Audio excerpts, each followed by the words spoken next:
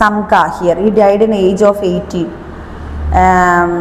Kusinara of Kusikanawar of Grapur of Eastern UP, and he asked followers about extreme the indulgence of earthly pressure and practice of substance of asceticism. അതായത് അദ്ദേഹത്തിൻ്റെ പിൻഗാമികളോട് എന്താണ് പറഞ്ഞത്? നിങ്ങൾ അക്രമങ്ങളൊന്നും ഇല്ലാത്ത നല്ലപോലെ ജീവിക്കുക, ജീവിതത്തിന് ശേഷം നല്ല നിർമ്മാണം എന്ന് പറയുന്ന ഒരു ആത്മാവിന് ശാന്തി ലഭിക്കുന്ന ഒരു സംഭവമുണ്ട്, അതിലേക്ക് പോകണം എന്നൊക്കെയാണ് അദ്ദേഹത്തിൻ്റെ അനുവർത്തികളോട് പറഞ്ഞത്.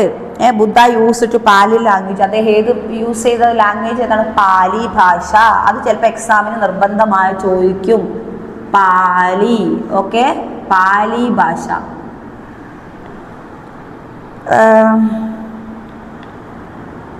പാലി ഭാഷയിലാണ് അദ്ദേഹം ഗ്രന്ഥങ്ങളൊക്കെ എഴുതിയത്.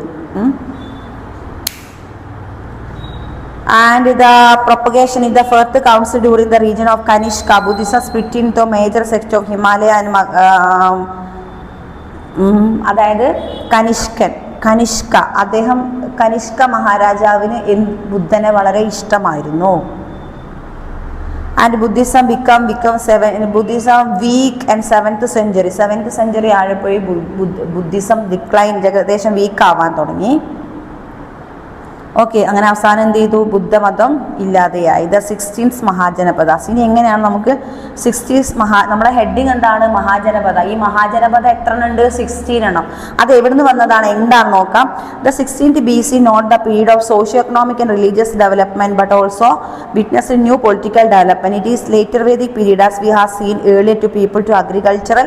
നമുക്കറിയാം പിന്നീടാണ് ഈ മഹാജനപദാസ് എന്നുള്ളൊരു കൺസെപ്റ്റ് വരുന്ന സമയത്ത് അഗ്രികൾച്ചറിലും പിന്നെ നാഗരികമായും വളരെ ഒരു സെക്കൻഡ് അർബണൈസേഷനിലേക്ക് വരുന്ന ഒരു കാലഘട്ടമായിരുന്നു. The permanent settlement to the foundation of Janapadas was territorial state under the control of the king.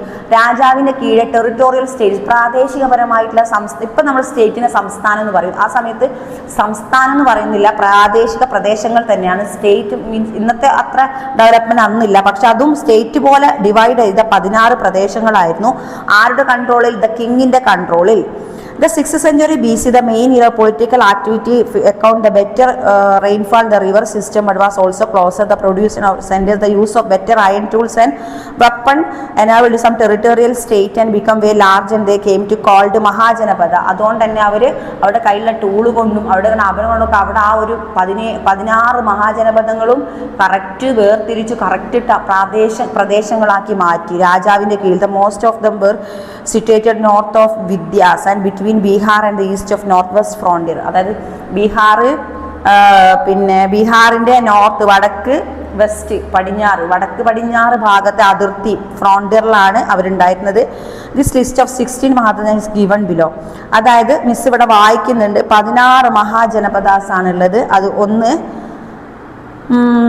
അംഗ, മഗധ, കാശി, വത്സ, കോസല. മിസ് എഴുതിയിട്ടില്ല, മിസ് ജസ്റ്റ് ഒന്ന് വായിക്കാണ്. കോസല, സുരസേന, പാഞ്ചാല, കുരു, മത്സ്യ, ചേതി, അവന്തി, ഗാന്ധാര, കംബോജ, അസ്മക, വജ്ജി ആൻഡ് മല്ല. അപ്പൊ ഇതൊക്കെ എന്താണ്? ഇതിനെയാണ് എന്തെന്ന് പറയുന്നത്? 16 മഹാജനപദാസ്. ഇതിനൊക്കെ ക്യാപിറ്റലും ഉണ്ട്, മോഡേൺ ലൊക്കേഷൻ. ഇപ്പോഴത്തെ മോഡേൺ ലൊക്കേഷൻ അത് ഇപ്പം എവിടെയാണെന്നുള്ളതാണ് മോഡേൺ ലൊക്കേഷൻ. പണ്ടത്തെ പേരുകളാണ്. 16 മഹാജനപദാസ് ആണ് മിസ് വായിച്ചത്.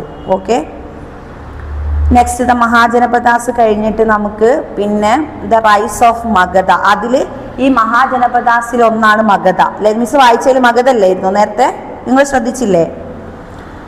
അങ്ക, മഗധ. മിസ് രണ്ടാമത് വായിച്ചത് മഗധ. അങ്ക, മഗധ, കാശി. മിസ് വായിക്കുന്ന പേര് നിങ്ങളെ മനസ്സിലേക്ക് ജസ്റ്റ് കൊണ്ടുവരണം കേട്ടോ. കാരണം ഇതിൽ പലതും വെറൈറ്റി നഗരങ്ങളായി മാറുന്നുണ്ട് പിൽക്കാലത്തേക്ക്. കാശി, വത്സ, സുരസേന, പാഞ്ചാല, കുരു, മത്സ്യ, ചേതി. രണ്ടാമത്തെ മഗധ. അങ്ക, മഗധയാണ് പിന്നീട് വേറൊരു ഇമ്പോർട്ടൻസ് ആയിട്ട് ടൗൺ ആയി മാറിയത്. Okay, the political fight among the Mahajanapadas led ultimately in them, namely Magadha emerged the most powerful state in the vast empire. അവസാനം ഇവർ തമ്മിൽ അങ്ങോട്ടും ഇങ്ങോട്ടും ജസ്റ്റ് ഇഷ്യൂ ഒക്കെ ഉണ്ടാവുമ്പോൾ അങ്ങനെ പരസ്പരം കലഹങ്ങളും ചെറിയ ചെറിയ കുഞ്ഞു സംഭവങ്ങളൊക്കെ എന്താ പറയുക, യുദ്ധങ്ങളല്ല എങ്കിലും ലാസ്റ്റ് അതിൽ പവർ ചെയ്ത് വിൻ ചെയ്തത് മഗധ എന്ന് പറയുന്ന ഒരു ഒരു പ്രദേശമാണ്. The earliest importance ruler of Magadha was the king of Bimbisara. മറന്നു അവരുടെ മഗധയിലെ രാജാവായിരുന്നു Bimbisara. The rule of 52 years from അദ്ദേഹം 52 വർഷം മഗധ ഭരിച്ചു എന്നാണ് പറഞ്ഞത്. അദ്ദേഹത്തിന്റെ Magadha the policy of international married sister of പ്രസിദ്ധ കിങ് ഓഫ് കോസല രാജ്യത്തെ രാജാവിന്റെ മകളെയായിരുന്നു ആര് വിവാഹം കഴിച്ചത്? നമ്മുടെ ബിംബിസാര മഹാരാജാവ്. She brought dowry of the allowed Magadha to concentrate. അന്നത്തെ കാലഘട്ടത്തിൽ രാജാക്കന്മാർ പരസ്പര അയൽ രാജ്യങ്ങൾ, അതായത് നേരത്തെ നമ്മൾ സ്റ്റേറ്റ് എന്ന് പറഞ്ഞ ചെറിയ കുഞ്ഞു അയൽ രാജ്യങ്ങളാണ്.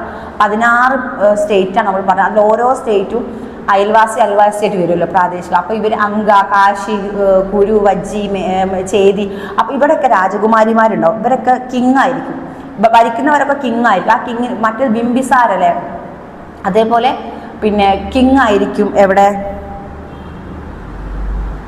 ഓക്കെ, ബിംബിസാര ഭരിക്കുന്ന മഗധയിലാണ്. അപ്പോൾ അപ്പുറത്തുള്ള അയൽരാജ്യത്തെ രാജകുമാരിനെ ഇവർ കല്യാണം കഴിക്കും. അങ്ങനെ 2 രാജ്യങ്ങൾ അല്ലെങ്കിൽ 2 സ്റ്റേറ്റുകൾ തമ്മിൽ, കുഞ്ഞു അയൽ രാജ്യങ്ങൾ തമ്മിൽ നല്ല റിലേഷൻ, അതായത് എന്തെങ്കിലും അവിടെ ആക്രമണം വരുമ്പോൾ ഇവർ സഹായിക്കാൻ പറ്റുന്ന ഒരു റിലേഷനും അന്നത്തെ കാലത്തുണ്ടായിരുന്നു. അതുകൊണ്ട് ഈ ഒരു വിവാഹബന്ധം എന്ന് പറയുന്നത് ഒരു റിലേഷനാണ്. എന്തിൻ്റെ റിലേഷനാണ്? ഇവർക്ക് മുന്നോട്ടുള്ള ഇവരുടെ ഒരു എന്താണ് പവറാണ് ഇവരുടെ വിവാഹം. കാരണം ഇവർ സാധാ ആൾക്കാരല്ല രാജാക്കന്മാർ വിവാഹം കഴിക്കുന്നത് നെക്സ്റ്റ് അയൽ പ്രദേശത്തുള്ള, അല്ലെങ്കിൽ നേരത്തെ നമ്മൾ 16 മഹാജനപദാസ് ഒക്കെ ഓരോ അയൽ രാജ്യങ്ങളാണോ അതിലുള്ള രാജകുമാരിമാരെ കല്യാണം കഴിക്കുന്നത്. പിന്നെ ആ രാജാവ് ഇവരുടെ അടുത്തേക്ക് വരും. അങ്ങനെ ഒരു സിസ്റ്റം, ഒരു സീക്രട്ട് സിസ്റ്റവും ഇതിൽ നിലനിന്നിരുന്നു. Okay,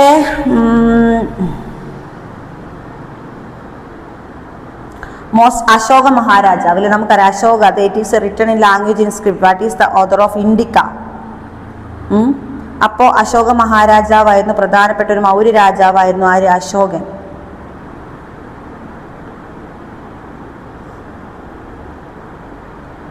Then dynasty of Srishinga, then next നമുക്ക് പഠിക്കാനുള്ളത് rise of Mauryan empire. Establish Mauryan dynasty, Chandragupta Maurya in 321 BC Maurya dynasty rise ചെയ്യുന്നത്. ചന്ദ്രഗുപ്ത മൗര്യനാണ് മൗര്യ സാമ്രാജ്യത്തിൻ്റെ ഉപജ്ഞാതാവ്. Turning point of history of early India.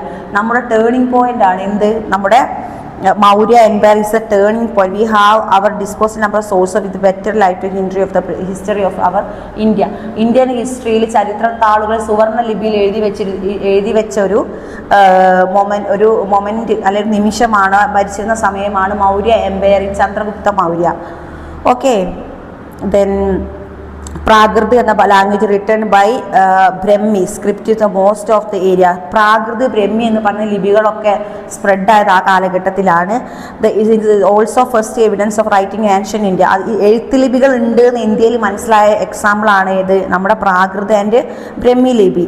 As the archaeological source of concern coins, punch marked coins and remains the places of Ashoka at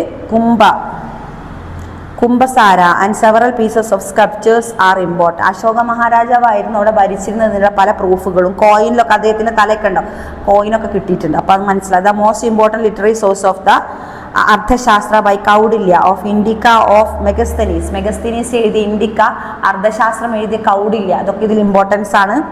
അവർ എഴുതിയ ഗ്രന്ഥങ്ങളാണ്. It's gives advice the king to know rule the discharge of duties. Indica accounts of left of Greek ambassador Megasthenes send by Seleucus the court of Chandragupta Maurya. ഈ Megasthenes എന്ന് പറയുന്ന ആള് ആരായിരുന്നു? ഒരു European സഞ്ചാരിയായിരുന്നു. അദ്ദേഹം അങ്ങനെ വന്ന് എവിടെത്തി? ചന്ദ്രഗുപ്ത മൗര്യൻ്റെ രാജാവിൻ്റെ അടുത്തെത്തിയപ്പോൾ ചന്ദ്രഗുപ്ത മഹാരാജാവിൻ്റെ രാജഭരണവും നല്ല പോസിറ്റീവായിട്ട് ഉണ്ടായ ഡെവലപ്മെൻറ്റ്സ് ഒക്കെ എഴുതിയ ഇതാണ് ഇൻഡിക്ക. അപ്പം മെഗസ്തനീസ് അവിടേക്ക് വന്ന വിസിറ്റർ ആയിരുന്നു. നമ്മളെന്താ പറയുക, നമ്മളെ അതിഥി. ഓക്കെ, അദ്ദേഹം നമ്മുടെ രാജ്യത്ത് വന്ന അതിഥിയായിരുന്നു മെഗസ്തനീസ്. ആരുടെ കാലഘട്ടത്തിലായിരുന്നു? ചന്ദ്രഗുപ്ത മൗര്യൻ്റെ കാലഘട്ടത്തിലാണ് നമ്മൾ മെഗസ്തനീസ് അതിഥിയായി വന്നത്. അപ്പോൾ അദ്ദേഹം എന്ത് ചെയ്തു? ചന്ദ്രഗുപ്ത മൗര്യൻ്റെ എല്ലാ സംഭവങ്ങളും കണ്ട് മനസ്സിലാക്കി അദ്ദേഹത്തിന് തോന്നി ഇതൊന്ന് എഴുതി വെക്കണമല്ലോ, നമുക്ക് റെക്കോർഡിക്കലായിട്ട് അത് സ്ക്രിപ്റ്റ് അതിനുള്ളതാണ് സ്ക്രിപ്റ്റ്. പാലി ഭാഷയിൽ അദ്ദേഹം എഴുതി വെച്ചു അല്ലേ.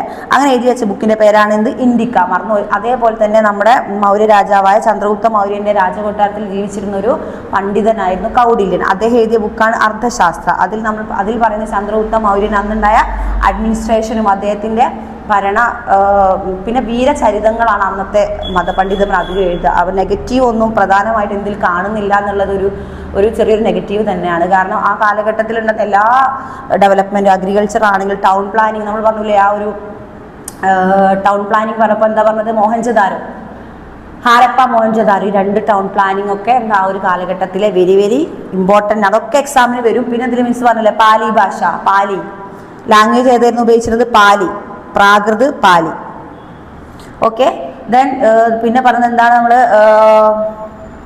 Kalinga trade craft. ആ സമയത്ത് കലിംഗ ഭരിച്ചിരുന്ന ആ സമയത്ത് അവിടെ ട്രേഡും ക്രാഫ്റ്റും ഇൻഡസ്ട്രീസും അഗ്രികൾച്ചറും ഒക്കെ എന്തായിരുന്നു, ശാഖ എന്ന് പറയുന്ന വർഗ്ഗമായി ഗ്രീക്കിൽ നിന്നൊരു വർഗ്ഗം ഇവിടെ വന്നിരുന്നു. ചന്ദ്രഗുപ്ത മൗര്യന്റെ കാലഘട്ടത്തിൽ ഒരു ഭാഗത്തേക്ക് അവർ വന്നിരുന്നു.